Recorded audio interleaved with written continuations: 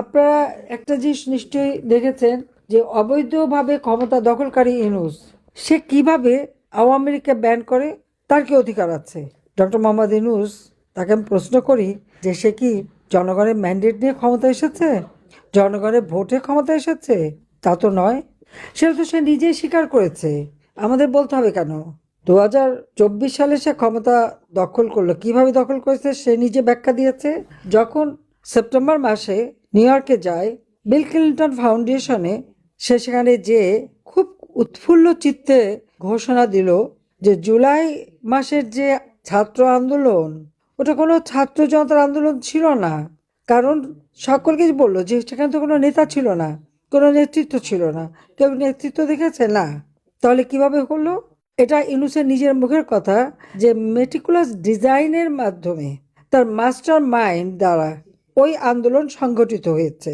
অর্থাৎ দেশি বিদেশি নানা ধরনের চক্রান্ত করেই সে আন্দোলন করেছে, আর আন্দোলন করে শেখ হাসিনাকে ক্ষমতা থেকে হটিয়েছে। আর শেখ হাসিনাকে জনগণের ভোটে নির্বাচিত জনপ্রতিনিধি হিসেবে বাংলাদেশের প্রধানমন্ত্রী, আওয়ামী লীগ সরকারের কাছে জনগণের ভোটে নির্বাচিত।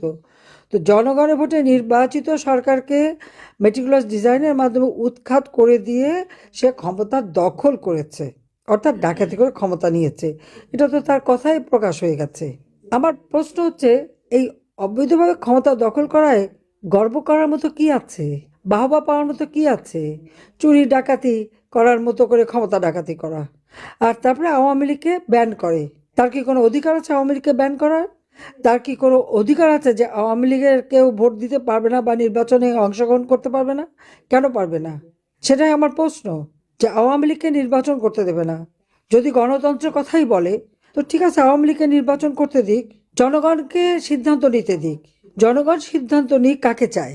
হ্যাঁ, অবাধ নিরপেক্ষ স্বাধীন নির্বাচন যদি হয়, সেই সুষ্ঠু নির্বাচনের মাধ্যমে জনগণ যদি আওয়ামী লীগকে ভোট না দেয়, আওয়ামী লীগ যাবে না ক্ষমতায়। কিন্তু আওয়ামী লীগকে ব্যান করে নির্বাচন করতে না দিয়ে সেখানে বাধা দিয়ে তৃণমূল পর্যায় পর্যন্ত আওয়ামী লীগের নেতা কর্মী, তাদের পরিবার পরিজন, তাদের ছোট শিশু থেকে শুরু করে মানে শ্বশুর বাড়ি বাপের বাড়ি আত্মীয় পরিবার পরিজন কাউকে বাদ দিচ্ছে না। অত্যাচার নির্যাতন, ঘর পোড়ানো, বাড়ি পোড়ানো, এমনকি তার খামার পোড়ানো, কারো মাছের খামার, গরুর খামার, মুরগির খামার, যার যেখানে যা আছে দোকানপাট সব কিছু ভেঙে জ্বালিয়ে পুড়িয়ে তছনছ করে দিয়ে তাদেরকে সম্পূর্ণ অর্থনৈতিকভাবে পঙ্গু, আর জীবনের সাথেও তো তারা কাউকে রেহাই দিচ্ছে না। আজকে নির্বাচন দিয়েছে, কেন আওয়ামী লীগ নির্বাচন করতে পারবে না? কেন আওয়ামী লীগে ভোট দিতে পারবে না? অবশ্যই আওয়ামী লীগকে নির্বাচন করতে দিতে হবে, আমরা নির্বাচন করতে চাই। আজকে আমি বলবো যে আমাদের কৃষক, শ্রমিক, ছাত্র জনতা, মেহনতি মানুষ, নারী সমাজ, সকলে যে যেখানে আছেন সবাইকে ঐক্যবদ্ধ হতে হবে। এটা কোনো নির্বাচন হচ্ছে না, এটা নির্বাচনের একটা খেলা। এখান থেকে কোনো জনগণের ম্যান্ডেট আসবে না। নির্বাচন নামে একটা প্রহসন হচ্ছে, যেখানে আওয়ামী লীগ অংশগ্রহণ করতে পারে না। সেটাখানে আবার নির্বাচন কিসের? অন্তত 50% ভোটারের আমরা আমাদের পক্ষে। আজকে আমাদের নির্বাচন করতে দেবে না কেন?